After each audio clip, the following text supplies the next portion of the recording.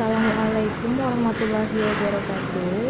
Alhamdulillah, hari ini kita bertemu kembali dalam pelajaran TIK. Nah, sabahul khair, sabahul nur. Insya Allah, antum semua dalam keadaan sehat walafiat. Ini adalah video dari Alhamdulillah, hari ini kita kembali lagi untuk pada pertemuan kedua untuk sedikit menambah pengetahuan antum tentang apa itu TIK. Nah, di minggu lalu Ibu sudah menjelaskan bahwa TIK itu terdiri dari huruf T, I, dan K. Dan ini merupakan kepanjangan dari teknologi informasi komunikasi. Nah, di kelas antum, di kelas 1 ini kita akan belajar tentang komputer. Ya, ini adalah bentuk dari seperangkat komputer yang ada di ruangan komputer. Jadi di dalam satu ruang itu ada sekitar 30 perangkat komputer. Nah, selanjutnya untuk pertemuan kedua ini kita akan membahas tentang memahami aturan di dalam ruangan TIK. Nah, kita memiliki peraturan di dalam ruangan TIK. Itu ada sekitar beberapa peraturan yang insya Allah kalau nanti kita masuk ke sekolah, kita akan sama-sama saling menjalankan peraturan ini. Dan peraturan ini pun dibuat dengan alasan. Ada beberapa alasan mengapa Ibu menerapkan peraturan ini. Nah, ini adalah laboratorium TIK. Jadi, lab TIK di sekolah kita itu ada di lantai 2. Nah, ini adalah peraturan-peraturan di ruangan TIK. Yang pertama, antum harus mengucapkan salam ketika masuk dan keluar ruangan. Ya, yang kedua, tidak boleh berlari. Yang ketiga, tidak membawa makan dan minuman. 4. Menghidupkan dan mematikan komputer dengan benar, yang nanti sama-sama kita akan belajar. Dan yang kelima, saling tolong-menolong sesama teman. Oke, kita bahas mengapa ada peraturan ini. Yang pertama, mengucapkan salam ketika masuk dan keluar ruangan. Nah, kalau mengucapkan salam ketika masuk dan keluar ruangan ini, sebenarnya sudah ada dalam sebuah hadis bahwa sesungguhnya orang yang paling utama di sisi Allah adalah mereka yang memulai salam. Jadi, orang yang mengucapkan salam terlebih dahulu adalah orang yang lebih utama di sisi Allah.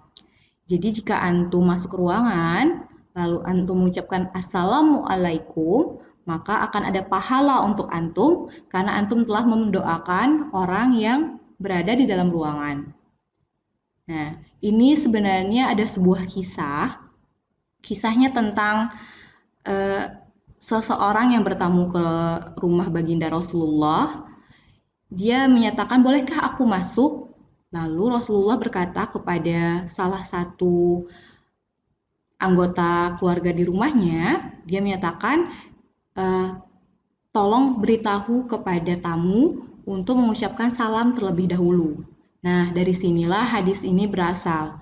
Sungguhnya orang yang paling utama di sisi Allah adalah mereka yang memulai salam. Jadi, antum semua, dimanapun antum berada, antum tetap harus mengucapkan salam. Baik itu memasuki ruangan, keluar ruangan, atau ketika bertemu dengan orang di jalan, antum harus mengucapkan salam. Oke, yang kedua, tidak berlari. Nah, peraturan ini dibuat karena ruangan TIK ini ada di lantai 2 dan kelas antum itu ada di lantai 1. Sehingga kalau kita mau belajar TIK, kita akan melalui tangga. Jika antum berlari, nah ada kemungkinan antum bisa terjatuh atau terdorong teman, dan itu bisa membuat diri antum sendiri yang sakit. Ya, jadi jaga diri antum sebagaimana orang tua antum menjaga antum. Ya. Selanjutnya, di dalam ruangan pun antum tidak boleh berlari. Karena di dalam ruangan ini ada banyak sekali kabel yang akan berbahaya jika antum tersandung. Nah, ada sebuah hadis yang menyatakan bahwa Ketenangan datangnya dari Allah, sedangkan tergesa-gesa datangnya dari setan. Nah, coba antum pikirkan, kenapa antum berlari? Pasti ada yang menjawab, ya Bu, karena anak pingin buru-buru masuk ke ruangan TIK. Nah, antum sadar bahwa orang yang terburu-buru atau tergesa-gesa itu datangnya dari setan. Jadi sikap itu datang dari setan, sedangkan orang yang tenang itu datangnya dari Allah. Jadi tidak ada salahnya antum berjalan saja, tidak perlu berlari. Peraturan yang ketiga, tidak membawa makan dan minum. Nah, di sini bukan berarti ibu melarang antum untuk tidak boleh makan, tidak boleh minum, bukan seperti itu. Tapi untuk di dalam ruangan tidak boleh, karena banyak sekali kabel yang takutnya mungkin ada terjadi sesuatu, bisa membuat diri antum tersentrum listrik, dan itu akan berbahaya untuk diri antum sendiri. Yang keempat, menghidupkan dan mematikan komputer dengan benar. Kenapa? Karena yang namanya komputer itu memiliki resiko yang kalau misalkan antum mematikannya salah, nanti dia bisa cepat rusak. Ingat ya, sebaik-baiknya manusia adalah manusia yang bisa menjaga barang-barang miliknya. Jadi apa salahnya kita bisa menjaga komputer-komputer kita yang ada di laboratorium TIK? Paham tuh? Insya Allah anak-anak ibu pasti mengerti. Yang kelima, yang terakhir, ini adalah hadis saling tolong-menolong sesama teman. Nah, kenapa harus saling tolong-menolong, Bu? Nah, karena jika antum menolong teman antum yang mungkin kesusahan, tidak bisa mengerjakan tugas, nah kalau antum berhasil membuat teman antum itu terbantu, maka akan ada satu pahala untuk antum. Siapa yang mau dapatkan pahala? Ibu aja mau, pasti antum juga mau. Nah, di sini ada di surat Al-Maidah ayat 2, dia menyatakan bahwa dan tolong menolonglah kamu dalam mengerjakan kebajikan dan takwa. Kebajikan di sini berarti kebaikan ya, Nak. Dan jangan tolong-menolong dalam berbuat dosa dan pelanggaran.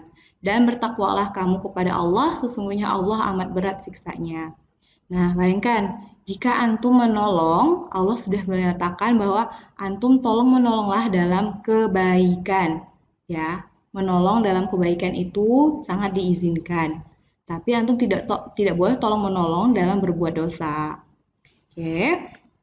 Nah, itu dia 5 aturan di dalam ruangan TIK. Semoga antum dapat memahami dan melaksanakannya. Ya, insya Allah untuk pertemuan minggu depan kita akan sama-sama mempelajari tentang perangkat-perangkat komputer beserta nama-nama perangkatnya. Baik, Ibu tutup dengan lafaz hamdalah. Alhamdulillahirabbil alamin. Wassalamualaikum warahmatullahi wabarakatuh.